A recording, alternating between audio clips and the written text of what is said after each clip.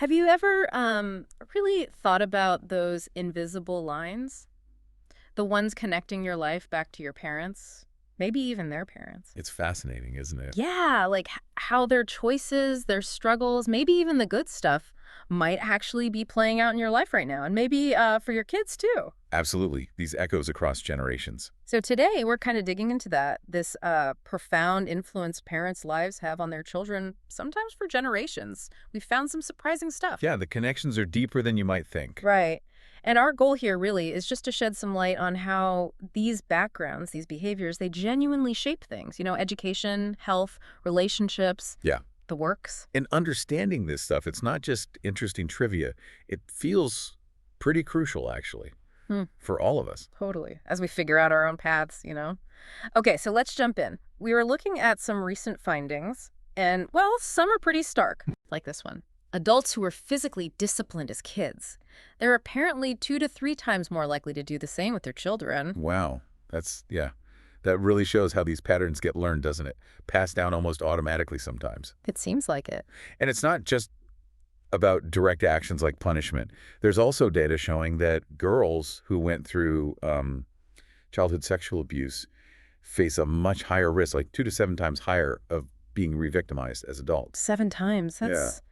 That's incredibly tough. It is. It suggests those early experiences can really shape, how you perceive risk, your vulnerability.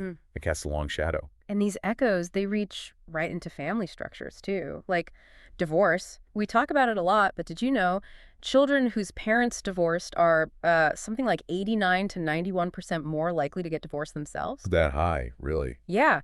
And get this, if both partners come from families where the parents divorced, the risk nearly triples. Triples. Wow. So what's going on there? It's probably not just one thing, right? This seems unlikely. Maybe it shapes views on marriage or conflict skills, Yeah. attachment styles even, things learned subconsciously that then play out later. Could be. And it makes you think about health too, right? Like obesity. If one parent is obese, the child has like a 50% chance. Okay. But if both parents are, that jumps to 75%. 75%. That's a massive link. It is. Same with alcoholism. Children of alcoholics, 4 to 5 times the risk of becoming alcoholics themselves. It really highlights how environment habits, they get passed on so strongly. It's powerful stuff. And the mental health side, well, some of that is really sobering. Yeah. Like children whose parents died by suicide, they have a 3 times higher risk of suicide themselves before they even turn 18. Oh, that's heartbreaking. It is. And double the risk of depression needing hospitalization. Yeah. It's a tragic echo. Shows how vital family mental wellness is. Absolutely. And connecting that dot, even something maybe less overt like emotional neglect in childhood, that's strongly linked to things like cognitive issues, learning difficulties, doing less well in school. So it's not just the bad things that happen, but also the good things that don't, like the support, the validation. Exactly. Those missing pieces can be just as impactful for a child's development. Crucial stuff. Okay, but look, it's not all doom and gloom, right? These echoes work positively, too. There are good cycles. Oh, for sure. Yeah. Definitely. Like education. Right. Children whose parents have higher education, they're 2 to 3 times more likely to finish college themselves.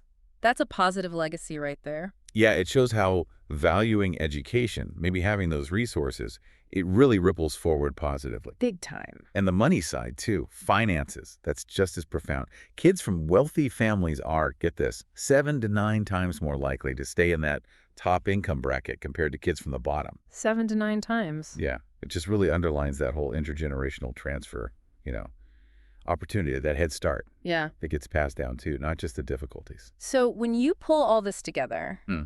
what's the main takeaway for you listening right now? It seems like working on yourself, dealing with your own stuff, it's not just for you, is it? It really impacts your kids, maybe even society. That's really the core message, I think. The people behind this research basically say, face your challenges, or they might end up raising your children. Wow.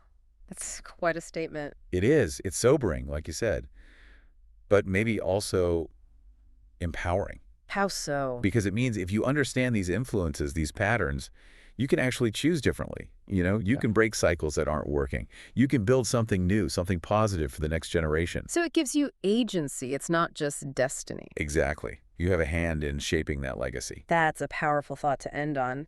So as you go about your week, maybe take a moment.